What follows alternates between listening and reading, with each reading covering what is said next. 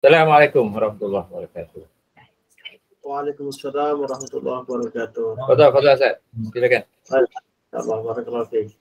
Alhamdulillah rabbil alamin, nahmadullah ta'ala wa nashkuruh wa nusalli wa nusallimu ala sayyidina Muhammadin alladhi ballagha risalah wa adda al-amanah wa nasaha al-ummah hatta atahu yaqina wa ala alihi wa sahbihi ajma'in. Subhanaka la ilma lana illa ma 'allamtana innaka antal alimul hakim. رب اشرح لي صدري ويسر لي أمري واحلل عقدة من لساني يفقهوا قولي أما بعد فإن أصدق الحديث كتاب الله وخير الهدي هدي محمد صلى الله عليه وسلم وشر الأمور محدثاتها وكل محدثة بدعة وكل بدعة ضلالة وكل ضلالة في النار ثم أما بعد. Yang dihormati Profesor Dr. Syahnul Basri, Datuk, Datin, Ustaz, Ustazah, hadirin hadirat dirahmati Allah. Hari ini insyaAllah kita masuk perbincangan pada surah Al-Qari'ah, surah yang ke-101. Dan surah ini merupakan salah satu daripada surah yang diberikan nama dengan nama hari akhirat. Al-Qari'ah adalah salah satu daripada nama-nama hari kiamat. Allah Subhanahu wa taala menamakan hari kiamat dengan pelbagai nama. Itu kerana dalam di hari kiamat berlaku pelbagai peristiwa. Dan di hari kiamat hari yang agung, hari yang besar, yang mana nama-nama tersebut menunjukkan atau menceritakan tentang kebesaran hari tersebut. Okey, kita terus baca surah Al-Qari'ah 101, iaitu hari kiamat. Bismillahirrahmanirrahim. Al-Qari'atu mal-Qari'ah wa ma adraka mal-Qari'ah. يوم يكون الناس كالفراش المبثوث وتكون الجبال كالعهن المنفوش فأما من ثقلت موازينه فهو في عيشة راضية وأما من خفت موازينه فأمه هاوية وما أدراك ما هي نار حامية. Al-Qari'ah. Al-Qari'ah terjemahan ringkasnya hari kiamat. Kita akan baca syarahnya selepas ini. Mal-Qari'ah, apakah itu hari kiamat? Wa ma adraka mal-Qari'ah, dan tahukah kamu apakah itu hari kiamat? Tiga kali Allah tanya dua kali. Allah sebut Al-Qari'ah, mal-Qari'ah, wa ma adraka mal-Qari'ah. Yauma, Allah jawab, yauma yakunun nasu kal-farashil mabthuth. Yauma, iaitu pada suatu hari, yakunun nasu, manusia menjadi kal-farashil mabthuth, seperti al-farash, kekatu, al-mabthuth, yang berkeliaran, yang bertebaran. Pada hari kiamat, manusia menjadi bercelaru atau bertebaran. Mereka tidak ada arah. Wa takunul jibal, dan jibal, iaitu gunung-gunung, takunu menjadi kal ihnil manfush. Gunung-gunung menjadi seperti bulu yang terlepas atau di sini disebut dihambur-hamburkan. Fa amma man thaqulat mawazinuhu, fa amma, maka, atau ada, maka adapun man thaqulat mawazinuhu, siapa-siapa yang timbangannya berat, fahuwa fi 'ishatir radiyah, maka dia berada dalam kehidupan yang radiyah, kehidupan yang baik, yang diredai atau yang dia sendiri rida dengannya.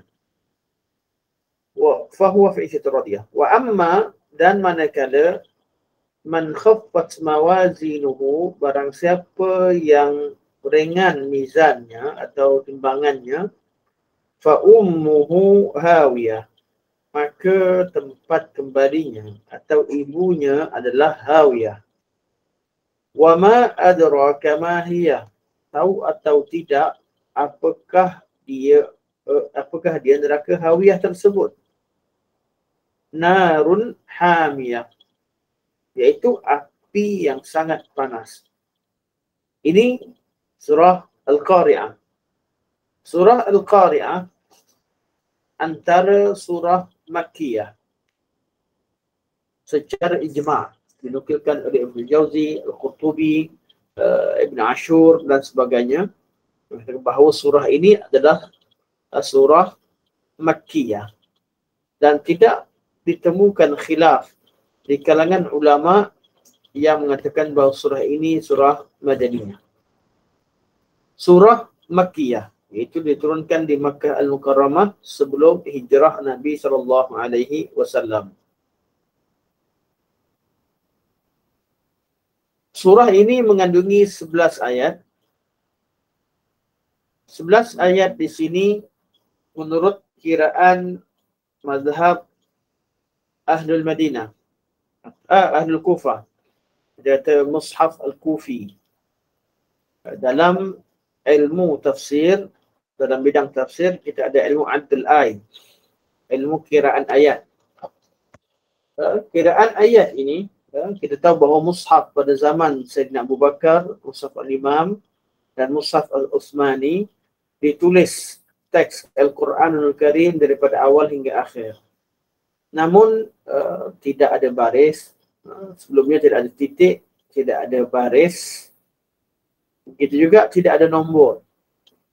Jadi tiap-tiap tempat atau di negeri-negeri yang banyak ulama, mereka menomborkan. Bila berlakunya penomboran, jadi mereka dengan ijtihad mereka, ayat ini, pangkal ayat dan hujung ayat ini sampai mana. Dengan ilmu fawasil, pengetahuan tentang fawasil pada mereka, iaitu di manakah penghujung ayat, di manakah awal ayat yang perlu diletakkan, maka berlaku khilaf sedikit memang berlaku khilaf antara satu negeri dengan negeri yang lain. Ulama-ulama Madinah ada cara kira mereka. Ulama-ulama Kufah ada cara mereka. Ulama Makkah ada cara mereka. Dan ulama Basrah ada cara mereka. Ini mushaf yang paling famous. Jadi daripada zaman dahulu ada mushaf dipanggil Mushaf Al-Makki, ada Mushaf Al-Madani, ada Mushaf Al-Basri dan ada Mushaf Al-Kufi. Surah ini mengandungi 11 ayat menurut kiraan Ahlul Kufah. Dan apa yang ada dalam mushaf yang dicetak dalam riwayat Hafs an Asim, kebanyakannya yang ada dan juga di Malaysia, kebanyakannya adalah dengan kiraan Kufah, Ahlul Kufah. Jadi kalau tuan-tuan nak tahu ayat ni berapa ayat, disebutkan contoh kita kata surah Al-Fatihah 7 ayat, semua sepakat 7 ayat. Tapi kalau baca Bismillahirrahmanirrahim, letak nombor 1 kat situ, artinya itu kiraan Ahlul Kufah. Kiraan Ahlul Kufah. Manakala kiraan Mushaf Madinah, Bismillahirrahmanirrahim, tak ada nombor. Alhamdulillahirabbil alamin baru 1. Ar-Rahmanir-Rahim sampailah ghairil siratal ladzina an'amta alaihim, itu yang ke-6. Ghairil maghdubi alaihim waladdallin, yang ke-7. Jadi ayat tak berubah. Tidak ada perubahan pada ayat. Tidak ada penambahan satu huruf dan tidak ada kekurangan. Cuma bilangan ayat. Bilangan ayat itu berbeza menurut sebahagian daripada ulama yang mengiranya. Jadi kalau kita tengok pada ilmu adad ayat atau adul ayat, kita akan temukan 4 mazhab utama dan mewakili dunia Islam secara keseluruhannya. Mushaf Madinah, Mushaf Makkah, Mushaf Kufah dan Mushaf Basrah. Cerita perbezaan ini bukan perbezaan zaman kita, tapi perbezaan sejak daripada silam, sejak pada zaman khulafak dahulu. Kalau cerita sekarang orang kata, ish, tak naklah Mushaf Madinah, nanti Wahabi kot kiraan dia. Atau Makkah. Kufah Basrah Syiah pula. Kufah Basrah Syiah. Jadi nak ambil mana satu? Tak ada, ni tak ada zaman ni, tak ada nama Syiah, tak ada nama Wahabi, tak ada nama apa, ni zaman dulu punya. Zaman disebutkan Ahli Madinah, Al-Kufah dan sebagainya, ni pada zaman kegemilangan Islam dahulu, pada zaman-zaman perkembangan ilmu Islam. Hatta kalau kita jumpa ada hizib, satu hizib, juzuk dan sebagainya, kita kata satu juzuk tu ada 10 lai atau 20 muka. Kemudian kita ada dalam tu ada 4 hizib, kemudian ada dan sebagainya. Ini semua kiraan ni berlaku pada 8 hizib. Kiraan ni berlaku pada dibuat oleh Al-Hajjaj bin Yusuf As-Sakhafi pada zaman khalifah, salah satu daripada khalifah Bani Umayyah. Jadi kita tahu bahawa perkembangan mushaf ni sebelum sampai pada kita ada pelbagai perkembangan. Zaman sekarang pula ada warna lah dan sebagainya. Tapi semuanya tidak mengubah isi kandungan Al-Quran Al-Karim. Dalam surah Al-Qari'ah, dalam kiraan ulama Madinah ada 11 ayat. Ulama Kufah. Manakala ulama Mekah dan Madinah, mushaf Mekah Madinah sama 10 ayat.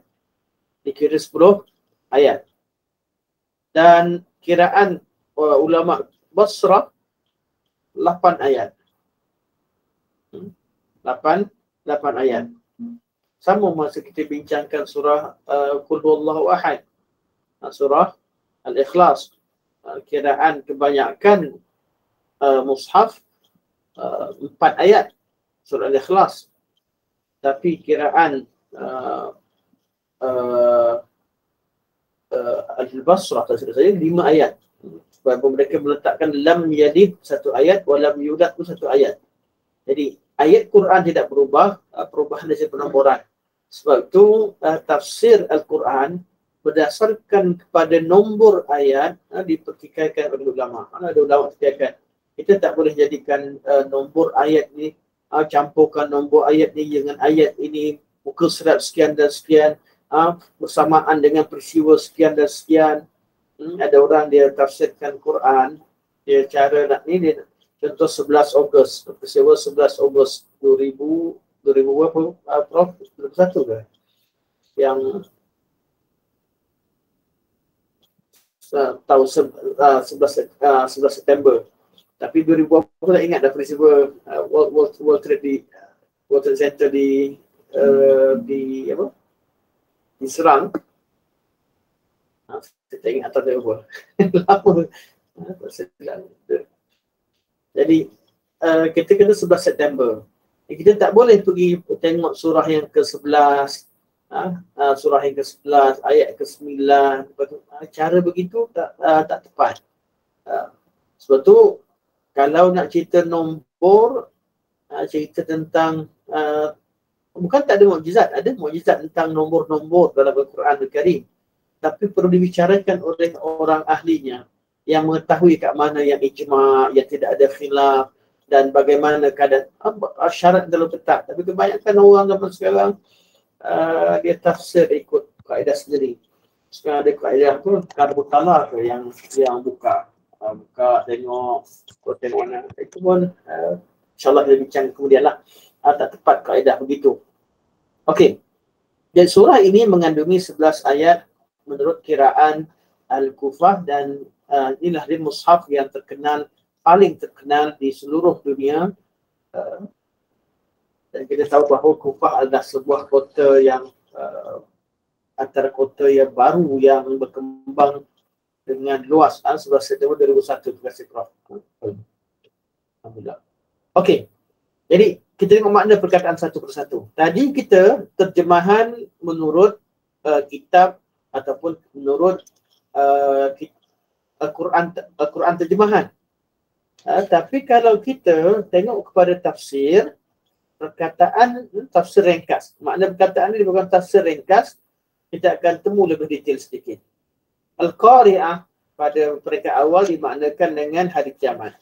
Tapi sampai pada makna perkataan, Dr. Abdullah Yasin, Hafizahullah, dan beliau antara yang semalam beliau bertemu dengan Perdana Menteri antara rombongan ulama Malaysia yang temu Perdana Menteri semalam, Dr. Yasin mengetahui rombongan daripada Gasma semalam. Beliau adalah pengarang kitab kita ni dan salah seorang yang sangat berilmu dan mempunyai pengetahuan yang luas tentang banyak perkara, tentang ilmu akidah, tafsir, begitu juga ilmu keduniaan kerana beliau belajar di syarikat selepas balik dari Madinah Munawwarah sebagainya, seorang yang hebatlah. Okey. Beliau kata Al-Qari'ah salah satu dari nama-nama hari kiamat. Okey. Asal perkataannya daripada Al-Qar'u. Al-Qar'u ni apa maksudnya? Bahasa Arab diterjemahkan dengan ad-darbu bisyiddah. Pukul dengan kuat. Atau kita kata ketuk. Atau kita kata kalau gendang tu, kita ambil kayu, ketuk, dengan dentung. Bunyi dentuman pun qari'ah juga. Bunyi qari'ah ni ketukan, atau yang kita pukul dengan kuat dipanggil al-qar'u. Mana qara' al-bab, siapa man qara' al-bab, siapa yang ketuk pintu. Ketuk, mana ketuk sampai bila tek bukan ketuk, itu qari'ah. Tapi ketuk kuat-kuat pun namanya qari'ah. Sudah tentu maksud di sini adalah ketukan yang kuat, bukan ketuk saja tapi satu pukulan yang sangat kuat. Itu yang diterjemahkan. Okey. Dinamakan hari kiamat dengan Al-Qari'ah kerana kejadian tersebut benar-benar mengetuk hati manusia dan pendengaran mereka dengan ketukan yang amat dahsyat. Orang kita cerita nak kaya, nak ini, nak itu. Saya pun baru tadi ini cerita dengan isteri saya, rancang nak umrah, nak buat ni buat tu. Baru rancang kita nak dia. Tapi tengok semalam saya pergi ke Bangi untuk hadiri hari pembukaan restoran kawan saya, Abang Di Hasan. Saya pergi sampai separuh jalan, sampai dah pun, tapi cuma melancong tunggu waktu kawan-kawan datang, dapat tengok berita mertua beliau meninggal. Jadi tak jadi majlis pembukaan ni kerana mertua kawan saya meninggal. Bila dengar macam tu, saya pergi tepi kejap, terfikir. Tengah sibuk nak cari, nak tambahkan pendapatan dan sebagainya yang kita belajar surah Al-Takatsur yang lepas. Kadang-kadang berita kematian, berita tentang hari kiamat dan apa berlaku tu mengejutkan kita sebagai satu ketukan pada pintu hati dan pendengaran kita. Jadi kalau kematian sahaja telah menyedarkan kita, mengetuk pintu hati kita, macam mana dengan hari kiamat? Yang hari kiamat hari yang sangat besar dan sudah pasti hari itu adalah hari yang agung.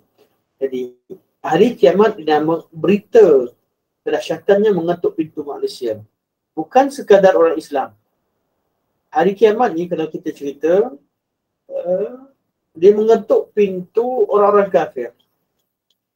Nabi SAW ketika kali pertama berdakwah, apa yang menyebabkan Abu Lahab marah? Nabi kata, aku peringatkan kalian dengan kedatangan hari kiamat.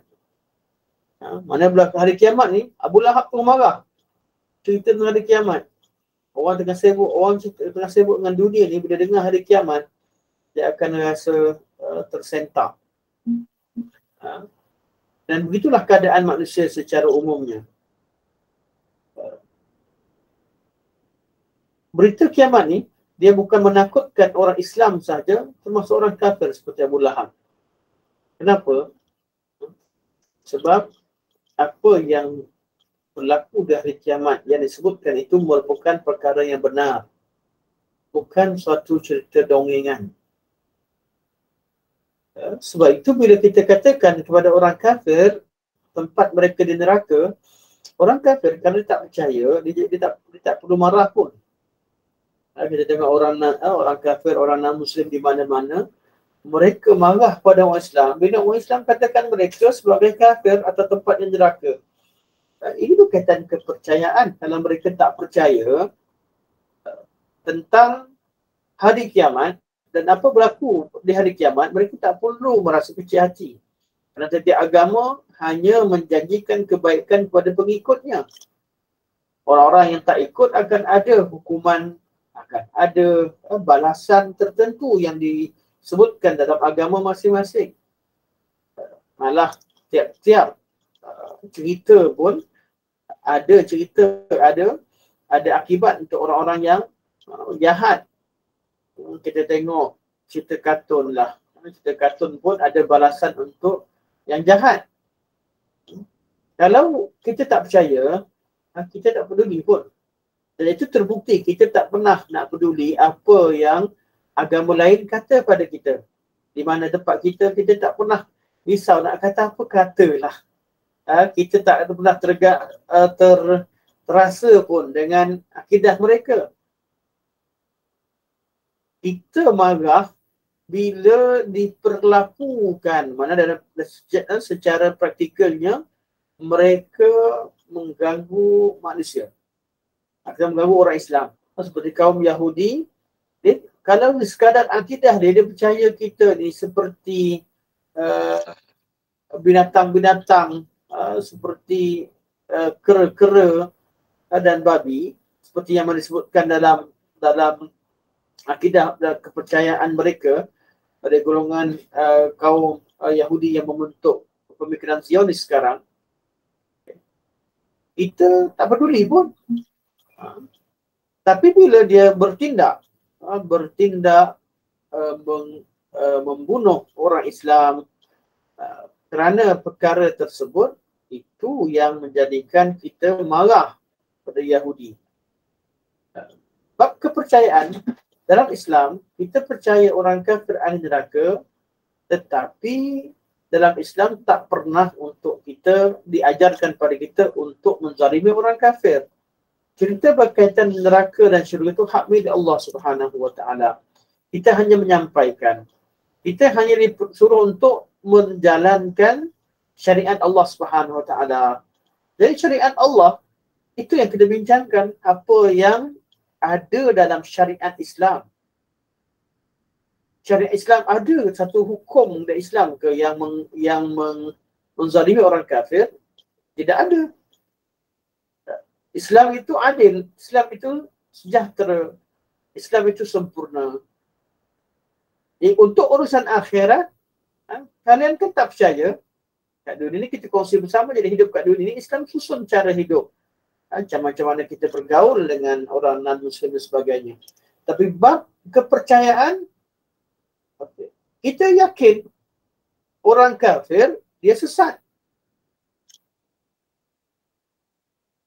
Kita yakin mereka ni kufur, kafir. Mereka berakidah dengan akidah kufur. Dan mereka adalah orang kafir. Kenapa perlu marah bila kita beriktikad, meyakini bahawa mereka kafir? Itu orang yang tidak berada di atas agama yang benar. Dan tak perlu marah pun sebenarnya kalau kita nak katakan orang kafir tempatnya di neraka. Menurut kepercayaan kami. Bukan kami bunuh orang kafir. Orang kafir itu mereka juga terpelihara darah mereka sekiranya tidak berlaku peperangan atau tidak berlaku apa-apa kes jenayah. Jadi berita berkaitan dengan hari kiamat mengetuk pintu hati manusia termasuk orang kafir. Kenapa? Sebab ia betul-betul hakul yaqin. Benda yang kita kata benda yang meyakinkan. Mereka takut. Sebab apa? Sebab berita ni berita yang mengetuk pintu hati mereka. Al-Qari'ah. Wa ma adraka. Kalimah wa ma adraka, tahukah kamu artinya? Kata penulis, ungkapan pertanyaan seperti ini, iaitu wa ma adraka, contohnya al-qari'ah, wa ma adraka mal qari'ah, al-haqqah, wal haqqah, wa ma adraka mal haqqah. Jadi ada wa ma adraka, soalan yang begini, tahukah kamu? Ungkapan pertanyaan seperti ini disebut sebagai istifham litafkhim wat tahwil. Ini jenis istifham yang ada dalam Al-Quran Karim. Selalu yang kita sebut yang utama istifham takriri, istifham inkari. Dan yang tak ada langsung dalam Quran istifham haqiqi. Hari ini kita ambil nama istifham baru, istifham litafkhim wat tahwil. Soalan yang bertujuan untuk menyatakan bahawa apa yang diceritakan ini satu benda yang besar, fakhamah, benda yang fakham, benda yang besar. Wat tahwil, satu benda yang menakutkan, haul depan ahwal yaumil qiyamah. Tahwil untuk yang bahawa dia ni peristiwa yang besar. Jadi benda yang besar ni kita, kalau orang tak kisah, kita tanya balik. Contoh, kita kata okey, saya bagi pada awak 1 bilion. Orang tu buat dia kisah je. Mak dia kata, kau tak tahu ke 1 bilion tu apa? Tahu tak 1 bilion tu berapa banyak? Dia soalan yang diulang balik. Kerana mungkin kali pertama disebutkan orang yang dengar tu tak peduli, kerana dia tak tahu, atau dia tak kisah, atau dia terlupa, atau dia terleka, atau dia tak perasan. Dan berkaitan hari kiamat itu begitu. Allah sebut Al-Qari'ah, berita yang mengejutkan, berita yang mengetuk pintu hati manusia. Satu dentuman berita yang kuat yang masuk ke telinga manusia. Allah kata Al-Qari'ah. Mal-Qari'ah wa ma adraka mal-Qari'ah. Allah tanya, Allah sebut Al-Qari'ah. Mal-Qari'ah, apa itu Al-Qari'ah? Wa ma adraka mal-Qari'ah. Allah tanya lagi, soalan yang berulang tadi, terutama dengan wa ma adraka, dipanggil sebagai istifham litafkhim wat tahwil. Sama ada pada istifham yang pertama mal-Qari'ah, ada pada istifham yang kedua wa ma adraka mal-Qari'ah. Allah tanya bukan nak tanya, bukan hakiki, bukan nak kata kita ya, bukan kita seperti istifham takriri, bukan Allah tanya untuk kita kata tidak, itu istifham inkari, tapi Allah tanya untuk tarik perhatian kita kepada satu kisah yang sangat-sangat dahsyat. Satu cerita yang sangat-sangat menggerunkan. Itu nama tafkhim wat tahwil. Ya, ini pertanyaan yang mengandungi makna hebat dan dahsyat. Ini perkataan yang mengisyaratkan bahawa apa yang disampaikan itu satu perkara yang hebat dan dahsyat. Al-Qari'ah, kita kenal satu-satu. Qari'ah daripada kalimah al-qar'u. Wa ma mal-Qari'ah, wa ma adraka mal-Qari'ah. Ada soalan itu dinamakan sebagai soalan istifham. Istifham itu soalan. Artinya soalan. Litafkhim untuk membesarkan kisah. Wat tahwil untuk menyatakan kedahsyatan kisah yang dibawa. Al-Qari'atu mal-Qari'ah. Wa ma adraka mal-Qari'ah. Yawma yakunun nasu kal-farashil mabthur. Yawma yakunun nas. Yawma pada hari tersebut. Pada suatu hari. Tak disyarahkan di sini. saya pun tak ambil masa untuk isyarat, nanti kita ambil peluang masa tafsir ayat nanti.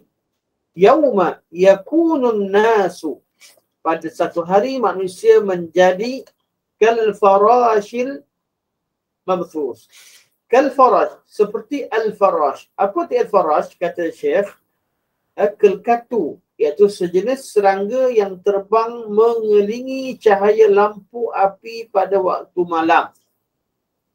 Itu nama farash. Bila hujan datang, banyak-banyak yang kumpul kat lampu. Kalau kita buka lampu tu, yang cari cahaya tu, kelkatu. Dan kelkatu ini mereka datang tidak sejajar, datang dalam keadaan pergerakan yang rawa, yang tidak ada susunan dan tidak ada tujuan, kelihatannya bercelaru. Dan begitulah kita ketika saat awal-awal dibangkitkan, kita bercelaru, tak tahu ke arah mana, kita takut, sehinggalah malaikat halau daripada arah belakang untuk kita berkumpul di mahsyar. Ketika dihalau jalan serentak, maka ketika itu keadaan kita macam belalang. Jalan satu keluar, satu semua jalan satu arah. Nanti kita akan syarahkan nanti. Yauma yakunun nasu kal farashil mabthus. Al-mabthus iaitu bertebaran. Itu tidak satu arah, bukan satu arah. Yauma yakunun nasu kal farashil mabthus wa takunul jibalu kal ihnil manfush. Dan gunung-gunung, takunu itu menjadi. Gunung-gunung, takunul jibal, menjadilah gunung-gunung itu kal ihnil manfush, seperti al-ihn. Al-ihn kata Syekh, bulu. Kalau kita tengok orang kalau dicabut bulu, katalah orang pergi potong bulu biri-biri, kemudian dilepaskan. Mana satu asalnya berkelompok, kemudian jadi lepas, jadi lebur. Dan ataupun jadi kalau gunung jadi lebur lah, tapi macam bulu yang dilepaskan itu, itu kalau kita maknakan dengan bulu. Okay. Jadi al-ihnu bulu, al-manfush yang dihambur-hamburkan atau berterbangan, atau bulu yang banyak kemudian dibuang. Macam itulah keadaan gunung-gunung pada hari kiamat yang dah hancur. Wa takunul jibalu kal ihnil manfush. Okey. Al-manfush yang dihambur-hambur atau berterbangan. Fa'amma, maka manakala, maka adapun man thaqulat. Thaqulat artinya berat, thaqil. Mawazinuhu, al-mawazin artinya timbangan, daripada kalimah mizan. Mizan ni pengukur suatu benda. Sebab itu kita ada ilmu wazan. Ada wazan. Wazan, kalimah fa'ala dalam bahasa Arab digunakan untuk mengukur kata-kataan dalam bahasa Arab. Contoh qatala, formulanya fa'ala. Qatala, formulanya fa'ala. Qutila, fu'ila.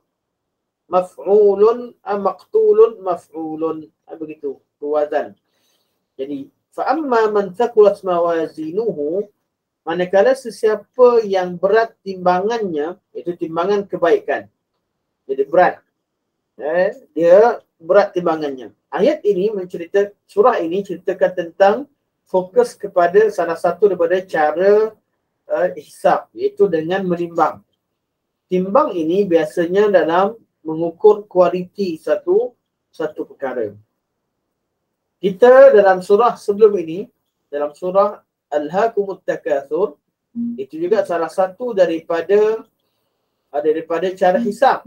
Cara hisab masa tu Allah hisab dengan summa latus'alunna yawma idzin 'anil na'im. Kemudian Allah akan tanya pada hari tersebut tentang nikmat-nikmat. Jadi kita ni, apa sahaja yang ada pada diri kita akan dihisab. malah sesuatu yang bukan pada badan kita, sesuatu yang kita miliki juga dihisap. Itu nikmat-nikmat Allah Subhanahu Wa Taala. Surat Takatsur, Allah nak hisap nikmat. Awal kumpul harta, rupanya harta yang dikumpul tu jadi bebanan dia, akan ditanya oleh Allah Subhanahu Wa Taala dari mana datangnya, bagaimana ia dibelanjakan. Itu hari surat Takatsur. Hari ini berkaitan dengan amalan orang itu sendiri. Amalan seseorang sendiri. Amalan dia, amalan baik dia berat ataupun tidak. Atau berkaitan dengan buku catatan amalan dia.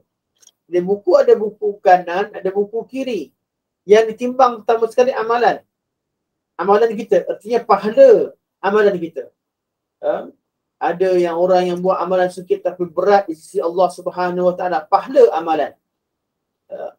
Amalan itu sendiri yang ditimbang. Yang kedua, yang ditimbang adalah buku catatan amalan.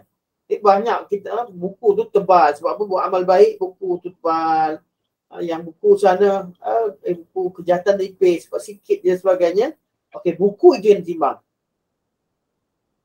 Satu amalan, itu pahala. Hari kiamat kita akan bawa beban. Allah namakan di hari kiamat, sebab tu dosa Allah namakan sebagai al-wizrun. Al-wizru. Wala taziru waziratu wizra ukhra. Seseorang tidak akan menanggung beban seseorang yang lain. Sebab ketika di hari kiamat, kita jalan, kita tak memiliki apa-apa, tapi kita menanggung atau memiliki pahala daripada amalan kita. Kita juga menanggung dosa yang kita lakukan. Dan dosa-dosa yang kita lakukan di dunia ini tidak dapat dilihat oleh mata manusia.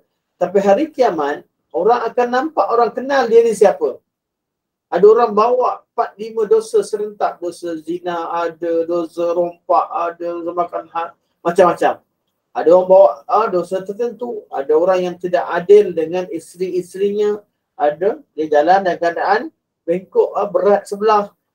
Ada yang jadi seperti, orang nampak, orang tahu dia ni dosa, dia bawa dosa takabur yang dibangkitkan dengan bentuk yang kecil. Dan macam-macam. Cuma orang nampak hari kiamat ni, setiap orang menanggung, bawa dosa masing-masing. Jadi, itu yang ditimbang.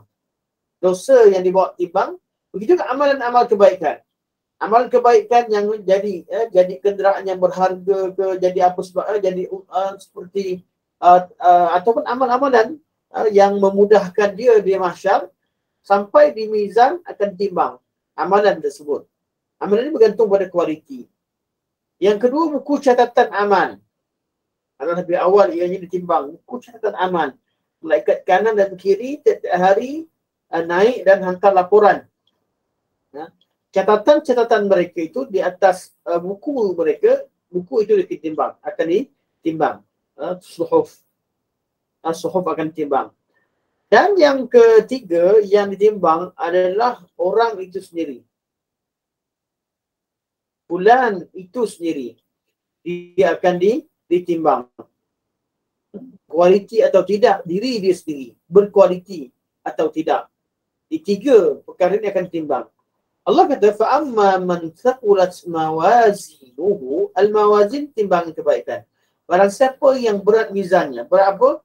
Amalan, mana dia, buku catatan dia berat. Masya Allah, dia buat amal baik banyak. Kemudian kebaikannya ditimbang. Kualitinya Masya Allah. Dan orangnya, dia menjadi orang yang berat dengan kebaikan. Ditimbang berapa banyak kualiti diri dia. Masa itulah masa penentuan kedudukan seseorang di sisi Allah yang sebenar. فَأَمَّا مَنْ ثَقُلَتْ مَوَازِينُهُ فَهُوَ فِي عِيشَةٍ رَاضِيَةٍ. Maka dia berada dalam isyah. Fi berada dalam. Fahuwa, maka dia. Fi isyatir radiyah, berada dalam kehidupan radiyah. Itu yang memuaskan. Adakah dia puas dengan Allah? Ya, salah satu makna. Atau Allah redha, radiyah artinya Allah redha dengan dia? Ya. Atau kehidupan dia tu kehidupan yang mewah. Nikmat Allah sendiri, nikmat? Ya. Jadi masuk radiyah, Nikmat Allah bagi tu nikmat yang memang sangat memuaskan. Yang kedua, hati dia puas. Yang ketiga, Allah redha dengan dia. Allah, kalau bahasa kita, kalau kita nak faham bahasa kampung, Allah puas hati dengan dia. Allah redha dengan dia. Radiyah, fa'il atau fa'il yang melakukan redha ni sama ada pelakunya adalah manusia itu sendiri atau radiyah itu kembali kepada Allah. Allah redha dengan mereka, kehidupannya Allah redha, ataupun kepada kehidupan itu sendiri. Balasan Allah sendiri itu yang redha, kan? Dia sendiri, ya? Itu dikatakan radiyah. Wa amma man khaffat fa amma man thaqulat mawazinuhu fa huwa fi 'ishatin radiyah. Wa amma man, dan manakala man khaffat, barang siapa yang ringan. Dan ringan orang Arab khafif, ringan. Wa amma man khaffat mawazinuhu, barang siapa yang ringan mizannya. Mizannya apa? 3 perkara tadi. Lepas ukur tengok buku catatan kebaikan, sikit dia nipis je. Dah sikit, ditimbang pula amalan yang sikit tu, ringan je. Ada orang yang hanya bawa kalimah la ilaha illallah tapi berat, lebih berat pada dunia dan segala isinya. Kerana kualiti dia. Dia walaupun banyak dosa tapi bab kalimah la ilaha illallah, bab tauhid, dia tak ada kompromi. Dia betul-betul cintakan Allah, cintakan Rasul, dia tahu hak Allah. Sebab kita tengok video yang ada sekarang, ada orang bakar Quran, kemudian ada perempuan yang kejar, perempuan Pakistan tu. Ada kejar. Walaupun keadaan dia tak bertudung, tapi bab-bab begini, bab-bab yang sensitif. Okay. Jadi kita tengok balik kepada bab mizan. Ada yang ringan amalan dia. Dia buat banyak tapi ringan. Biasanya yang sikit lah ringan. Buku catatan ringan, maka kualiti pun ringan. Ada orang amalannya sikit, tapi Allah pandang sisi Allah Subhanahu Wa Taala. Dia hanya bawa kalimah la ilaha illallah Muhammadur Rasulullah, pun amal kebaikan yang lain semua biasa-biasa. Cuma ketika hari tertentu, waktu keadaan sedang sejuk, atau keadaan ketika tengah panas terik dan sebagainya, dia bantu orang. Tengok, kadang-kadang ada amalan yang seseorang tu buat pada waktu tertentu, Allah lihat, Allah pandang, menyebabkan Allah redha dengan dia. Sebab tu kita ke syurga bukan dengan amalan, tapi dengan redha Allah. Cuma redha Allah tadi ada sebab. Allah beritahu sebabnya melalui amalan-amalan. Contohlah, kita ambil contoh. Prof nak ke Perlis ni apa, Prof? Driving. Relax. Tak apa. Okey. Tak. Mandu. Contoh je. Prof naik kereta. Ya, insya-Allah. Okey. Prof nak drive. Dari KL dan Kelantan, Prof, sekarang ni. Kelantan. Di Kelantan. Oh, jauh tu. Tak jauh, cross ya. Okey. Prof nak Prof ada satu kereta. Anak, saya contoh ya, bukan betul-betul ni. Anak ada 16 orang. Kereta satu. Bini 4. Contoh ya, bukan betul-betul ni. Nanti jadi cerita lah Ustaz. Tak ada bini. Okey, kita ambil anak je. Isteri tak masuk. Anak 16 orang.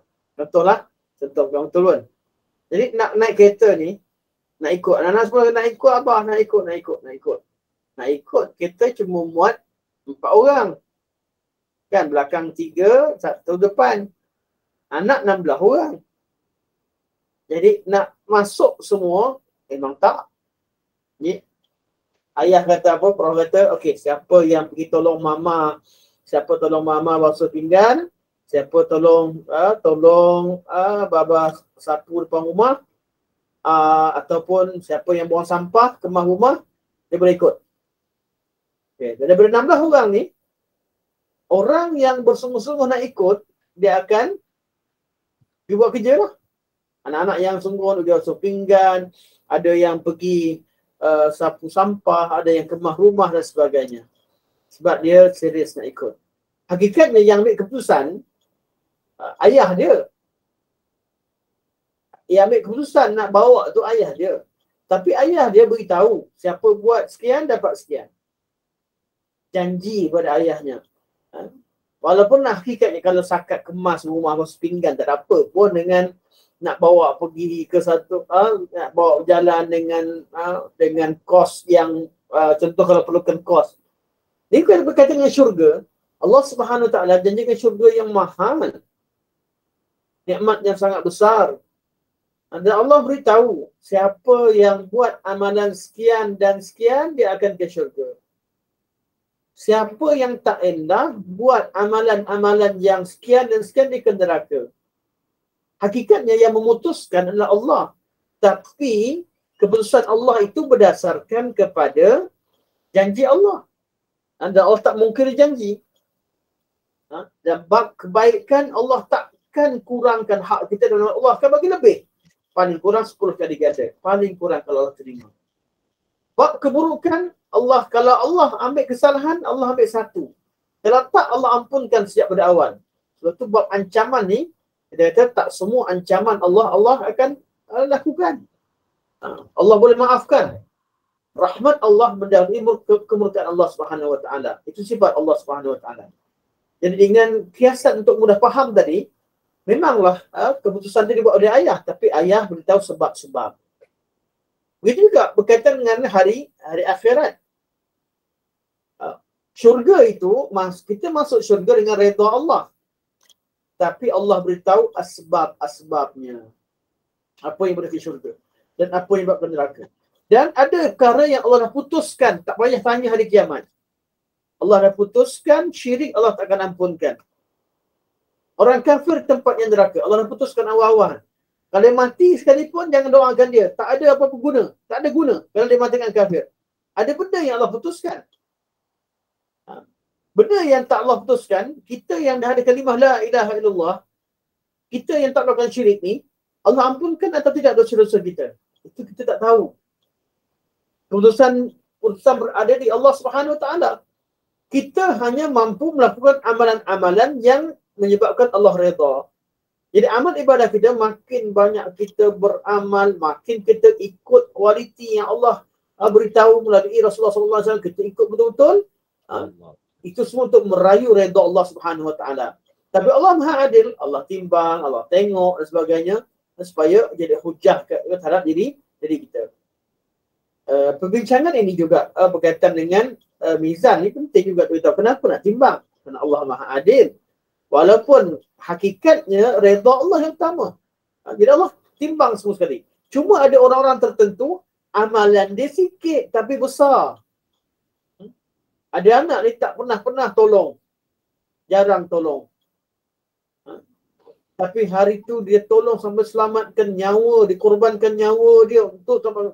Jadi walaupun dia sekali buat amalan, tapi pengorbanan ni sangat besar dipandang oleh ayahnya. Jadi ayah dia sayang dia ni. Sanggup. Mungkin masa ayah dia sakit, masa jatuh ke, dia sanggup terjun ambil ayah dia. Sanggup berlawan dengan buaya ke. Cerita lah. Buat cerita. Mana nampaklah. Walaupun satu amalan, tapi amalannya dilihat. Sebab itulah kita tengok dalam kisah-kisah ada seorang yang tak ada amalan kebaikan, dia ada kalimah la ilaha illallah, tapi satu amalan ini dipandang oleh Allah SWT. Dia hanya ada kalimah la ilaha illallah dan satu amalan lain yang menyebabkan Allah redha dengan dia. Kadang-kadang orang hanya ada kalimah la ilaha illallah. Kalimah la ilaha illallah itu sangat kualiti. Dia betul-betul pegang dengan faham dan juga mengamalkan makna kalimah la ilaha illallah pada tempat tertentu. Jadi hidup kita ni, kita mencari redha Allah. Betul kalau kita ayat ni kata wa amma man khaffat mawazinuhu, manakala siapa yang ringan mizannya, itu timbangannya, fa ummuhu hawiyah. Kalau isyatul radiyah, redha tadi, wa amma man thaqulat mawazinuhu fa huwa fi isyatul radiyah. Isyatul radiyah kembali kepada kehidupan hari akhirat itu sendiri, ataupun isyatul radiyah artinya keadaan hati orang yang menerima balasan itu redha, atau isyatul radiyah ialah kehidupan yang Allah redha dengannya, atau kita kata mardiyah, bermakna mardiyah. Wa amma man khaffat mawazinuhu, manakala siapa yang ringan, khafif timbangannya, fa ummuhu hawiyah. Fa ummuhu, ummuhu tempat kembalinya. Kenapa tempat kembalinya bunyi sama macam ni ummi, mak. Makna asalnya kan Syekh, dikatakan demikian kerana ibu adalah tempat kembali jika anak dalam ketakutan. Kalau orang ni takut, lari ke mana? Lari balik rumah, cari mak dia. Kalau tak ada rumah, budak-budak nampak apa-apa ke, dia akan lari cari orang nak peluk. Tempat dia kembali, tempat dia bergantung. Orang di hari akhirat, orang kafir ni, dia takut. Dia takut, dia lari ke mana? Dia hanya ada tempat berlindung dalam neraka. Tempat dia berlindung, itu sebenarnya neraka. Sebab tu ada orang kafir lama sangat kat mahsyar, dia minta dicepatkan masuk neraka. Dia nampak neraka tertutup. Tak apalah, mahsyar ni sangat dahsyat, nak minta masuk neraka. Itu saya tempat kembali bagi dia. Seperti ibu dia. Iaitu masa dia takut, dia pergi mana? Dia pergi cari neraka. Lepas tu dia katakan, wa amma man khaffat mawazinuhu fa ummuhu, maka tempat kembalinya atau ibu dia adalah hawiyah. Hawiyah. Hawiyah, salah satu daripada nama neraka. Neraka. Apa nama hawiyah ni saya akan bawa ke minggu depan. Kita ada haqah, sakhah, tamah, sebagainya kita bincang pada minggu depan berkaitan dengan neraka. Okey, nama-nama tersebut. Okey. Hawiyah. Allah tanya lagi, wa ma adraka ma hiya? Tahu ke tidak apa dia mahiyah? Ini juga soalan dipanggil istifham litafkhim wa tahwil, macam kat atas. Allah ulang balik. Kadang-kadang sebut hawiyah ni, orang dengar, orang baca sekali lepas macam tak ada apa-apa. Allah kata, kamu tahu tak tu apa dia mahiyah? Wa ma adraka ma hiya? Tahu ke apa dia hawiyah? Mahiyah tu mahiyah. Apa dia? Wa ma adraka ma hiya? Mahiyah. Bunyi ha itu kerana itu dah kita Nabi baca macam tu kita ikut. Dari segi makna, wa ma adraka ma hiya? Tahu tak dia apa dia? Hawiyah ini. Allah kata narun hamiyah. Api yang sangat panas. Narun api. Hamiyah sangat panas. Kalau kita demam panas dia panggil huma. Huma ni demam. Hamiyah yang membakar. Api yang membakar. Kita takut api kat dunia. Tapi bila cerita hari akhirat, tentang hari kiamat, masuk api neraka, orang tak takut. Puncanya apa? Puncanya sebab mereka belum nampak. Jadi mereka imannya kurang. Percaya mereka kurang. Atau kesan tu kurang. Sebab itu orang-orang yang sentiasa baca Quran, dia baca ayat-ayat macam ni, baca ulang-ulang balik, dia cepat terkesan dengan peringatan Al-Quran. Tapi bagi orang yang tak baca Quran, dia tak tengok balik-balik, dia rasa macam jauh je. Neraka sebab dia rasa dia ni selamat je. Sebab apa? Bukan sebab dia selamat. Sebab dia tak tengok. Macam orang lah, orang jalan bila jalan waktu malam, kan, dia tak nampak apa-apa, dia rasa selamat je, happy je. Tapi dia tengok, bawa perasan kat CCTV jadi, rupanya dah perompak, dia nak rompak, dia tak perasan. Contoh. Kalau perompak, dia tak mampu. Sekarang ni, mana apa yang berlaku benar-benar berlaku dan pasti berlaku. Dia akan menghadapi kehancuran. Jadi, kalau kita ignorekan benda yang memang tak berlaku tu baik. Benda yang tak mengganggu tu, kita buang baik. Tapi kalau benda yang sangat-sangat, yang benda-benda yang jelas, kita ignorekan benda-benda sangat-sangat penting, kita buat tak tahu, itu satu kejahilan. InsyaAllah kita sambung perbincangan kita pada pertemuan akan datang. Kita akan masuk pada mukadimah, kemudian tafsir ayat. Yang pentingnya tafsir ayat. Tafsir ayat ni akan jadi satu-satu ayat kita syarahkan dengan lebih detail. Hari ini kita ambil makna umum, makna, dan kemudian kita ambil tafsir perkataan atau syarah perkata. InsyaAllah kita sampai sini, kita buka pada soalan. Kalau ada soalan sebentar, kemudian kita tutup majlis kita insyaAllah.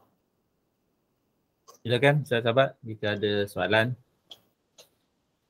Saya minta maaf sebab sampai pukul 10 je sebab saya nak kena gerak ke Perlis. InsyaAllah 9.45 kita habis. Assalamualaikum Ustaz. Silakan. Assalamualaikum Ustaz. Assalamualaikum warahmatullahi wabarakatuh. Alhamdulillah dapat berjumpa lagi dalam kelas Ustaz dan juga kawan-kawan. Ni Ustaz, tadi Ustaz katakan syirik tu Ustaz, tidak akan masuk ke syurga Ustaz. Kan kalau ada juga yang saya dengar syirik yang macam tidak nyata lah, dia tidak menduakan Allah, tapi dia mau perkara-perkara yang syirik. Pergi jumpa perubatan yang bukan dia meyakinkan sesuatu kesusahan atau penyakit itu datang daripada Allah. Jumpa bomoh lah contoh jarangnya, terangnya tu. Macam mana Ustaz ini yang dikatakan syirik ini dan syirik yang macam mana yang memang Allah tolak untuk dia masuk syurga Ustaz? Okey. Terima kasih atas soalan yang sangat baik Aunty Rahimah. Barakallahu fiik. Berkaitan dengan syirik, kita ada dua syirik. Satu syirik besar, yang kedua syirik kecil. Syirik besar adalah syirik yang Allah sebutkan sebagai syirik dan Allah hukumkan kesalahan itu sebagai kesalahan yang mengharamkan orang itu daripada syurga, yang dia pasti duduk selama-lamanya dalam neraka. Ini syirik yang besar. Syirik yang besar adalah kesalahan yang menjadikan seseorang itu kekal selama-lamanya dalam neraka. Dikekal selama-lamanya dalam neraka, dan kat dunia ni orang panggil dia kafir. Hukum kat dunia kafir, hukum ke akhirat neraka selama-lamanya. Ini syirik besar. Asalnya Islam. Jadi orang buat syirik ni dia terkeluar dari Islam. Syirik ni menyebabkan murtad lah. Cuma murtad bukan sebabnya syirik dia, ada macam-macam sebab. Syirik adalah dosa yang paling besar. Okey. Kalau ayat Al-Quran dan hadis menyatakan satu perkara itu syirik dan tidak ada ayat lain yang menjadikan kita tukar hukum dia kepada hukum yang lebih ringan, kita katakan syirik ini syirik besar. Syirik besar. Maksudnya dia apabila dia dihukumkan sebagai kafir. Tapi ada sebahagian daripada dosa Quran sebut syirik ataupun kufur, tetapi dalam ayat yang lain atau dalam hadis yang lain kelihatan dia tidak dikafirkan. Dinamakan sebagai kufur kecil atau syirik kecil, seperti riya. Orang yang solat dan riya ni syirik.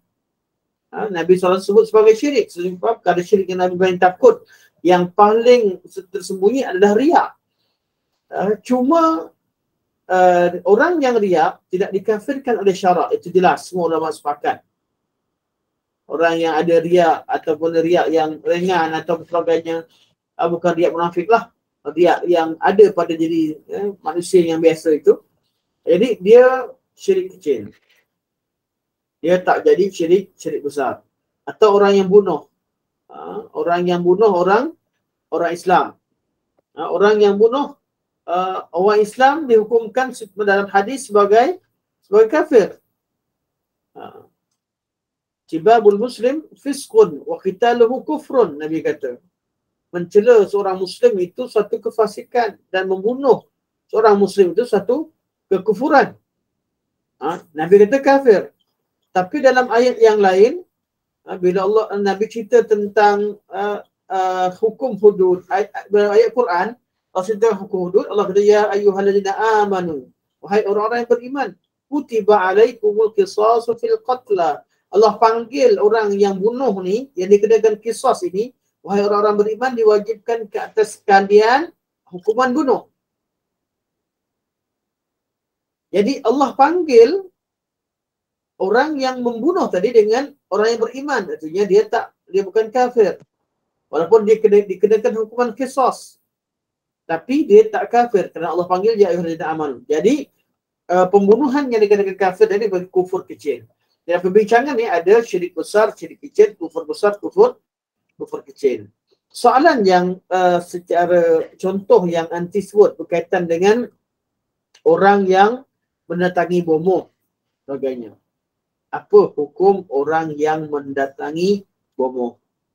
Orang yang datang jumpa bomoh meyakini bahawa bomoh itu menyembuhkan, bomoh itu percaya, yakin dengan bomoh sebagaimana percaya dia kepada Allah Subhanahu Wa Taala, ada sifat rububiyah, dia kafir, tak ada syak lagi. Tapi kalau orang yang pergi pada bomoh, dia pergi pada bomoh, dia tak ada percaya apa-apa rububiyah pada bomoh. Dia tak percaya bomoh tak ada apa-apa semua tadi. Tapi kerana beberapa sebab. Kadang-kadang orang pergi ke bomoh, orang pergi ke tukang telik suka-suka. Ada yang pergi suka-suka. Yang suka-suka di sini terhenti amalan dia. Terhenti. Yang pergi suka-suka terhenti, pergi sahaja, hadir dan suka-suka. Bayar pun seronok-seronok. Yang seronok-seronok suka-suka ni terhenti amalan dia 40 malam. Man ata'arrafan fasa'adahu an syai'in lam tuqbal salatuhu 40 laylah. Barang siapa yang datang jumpa seorang tukang telik, samalah, sama hukumnya macam bomoh. Dan dia tak percaya pada dia. Dia tanya, tapi dia tanya tentang suatu perkara, dia akan terhenti amalan dia selama 40 hari. Solat dia, terhenti solat dia. Iaitu dia wajib solat. Sah solat dia, tetapi tak ada pahala. Pahala tak ada, tapi terselamat daripada hukuman meninggalkan solat. Solat tetap wajib. Kalau dia tak solat, artinya dia kena lagi hukuman tak solat, dapat dosa lagi. Dia tak dapat dosa, tapi amalan dia tak diterima. Tak pahala dia, tak terhenti amalan dia selama 40 hari. Kalau pergi pada bomoh, yang percaya, betul-betul percaya pada bomoh, yakin 100%, ini kufur lah. Kufur. Dia perlu bertaubat dan dia perlu bertaubat dengan Allah, perlu ucap kalimah sebagainya. Ini yang percaya, yakin bomoh ada kuasa ini, kuasa itu, bomoh menyembuhkan, bomoh begitu. Ini kepercayaan yang boleh jatuh pada kekufuran. Sebab apa? Sebab Nabi kata man ata'arrafan au kahinan, siapa datang tukang telik atau datang kepada bomoh, fasaddaqahu, dan dia mengiyakan, membenarkan, faqad kafara bima unzila ala Muhammad, dia telah kufur terhadap ajaran yang dibawa oleh Nabi Muhammad. Kafirlah. Ini ada dua hukum. Hukum yang ketiga, hukumkan sebagai maksiat dan terhenti juga amalan. Orang yang pergi pada tok bomoh, dia tahu bomoh ni jahat. Dia kena sihir contoh. Dia kata dia tahu dah, tapi kalau pergi kat ustaz lambat. Sebab apa? Ustaz lawan dengan jin. Pergi kat bomoh main deal dengan jin. Sama-sama jin, syaitan. Dia kata nak cepat lagi senang lah. Dia kata berubat dengan bomoh ni halal haram lain kali lah. Itu artinya dia buat maksiat, terhenti amalan dia dan perbuatan dia terjatuh maksiat. Perbuatan dia itu namanya syirik kecil. Syirik kecil. Dia buat benda syirik tanpa maksudkan syirik, atau amalan-amalan yang dihukumkan sebagai syirik tetapi tak dikafirkan dalam syarak, itu namakan sebagai syirik kecil. Di keadaan jumpa bomoh tadi yang nanti sebut tadi ada dua keadaan. Kadang-kadang hukumnya syirik ke kufur, kadang-kadang tak jatuh syirik, dia dihukum dengan tidak diterima amalannya selama 40 hari. Ditambah dengan dosa-dosa dosa-dosa berkaitan dengan apa yang dibawa, kadang-kadang ada dah benda yang disuruh, ada sampai dosa-dosa yang lain. Pergi sahaja dah 40 hari terhenti amalannya. Wallahu ta'ala alam. Terima kasih Ustaz. Sama-sama. Habis kalau pergi bongkar kan tak apa. Prof Chano pergi kat Bomoh, Bomoh tu menipu, bongkarkan. Trik kalau api kenonnya, Prof pergi cabut dia punya plug. Nampak dia plug, ada cabut bateri dia. Atau tarik kasut dia kan. Kadang-kadang dia menipu dengan cara tertentu. Pergi kepada penipu-penipu ni untuk bongkarkan tak apa. Atau pergi tangkap. Sebagai penguatkuasa, tangkap Bomoh. Selalu di Madinah lah. Di Mekah, di Madinah, di Riyadh, di Saudi ada badan tangkap Bomoh. Masih berfungsi sampai sekarang. Walaupun amar ma'ruf dan nahi munkar kurang berfungsi, tangkap orang yang tak tutup aurat dan sebagainya macam dulu, kurang sikit, kuasa ditarik banyak di situ, tapi dalam bab Bomoh masih kekal. Sampai sekarang masih kekal. Okey, insyaAllah sampai di sini. Saya rasa sampai good. Soalan tak buka. Ini saya serah pada Prof dulu dah. Kalau ada apa-apa Prof nak sampaikan. Tak ada Ustaz, sila. Okey, tak ada apa-apa. Jadi kita tutup insyaAllah. Semoga Allah terima segala amal kebaikan kita. Terima Allah. Semoga Allah jadikan kita di kalangan orang-orang yang diberkati dengan keberkatan yang menyeluruh dalam kehidupan dunia kita. Masa kita berkat, umur kita berkat, anak kita berkat, pemberian yang Allah berikan pada harta kita semua berkat. Dan semoga Allah SWT terima segala amal baik kita dan Allah SWT bimbing kita di dunia dan di akhirat.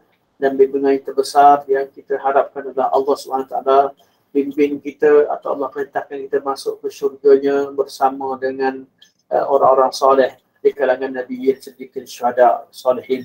Sampai sini saja. Subhanallah, Muhammadika, asyhadu an la ilaha illa anta, astaghfiruka wa atubu ilaik. Wa sallallahu ala sayyidina Muhammad wa ala alihi wa sahbihi wa baraka wa sallam.